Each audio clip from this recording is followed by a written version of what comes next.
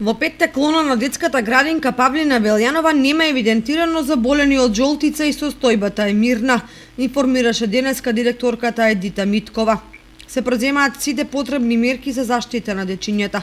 Се прават потребните дезинфекции, редовно се проветруваат просториите, така да застега нема регистрирано деца заболени од жолтица.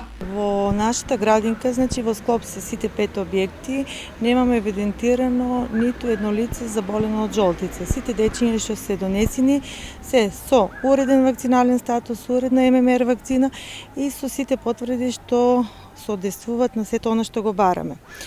Сите мерки, после состанокот што беше одржан во петокот во Советот на општина Кочани, ние ги преземавме сите мерки што се во наша надлежност и можност. Се врши секојдневно проветрување на просториите, се врши секојдневна дезинфекција, се врши отстранување на сите недостатоци што може би ги имало. И сега, хигиената е на значително зголемено ниво. Приемот на дечињата се врши на влезните врати. Зајакната е од страна на воспитувачите.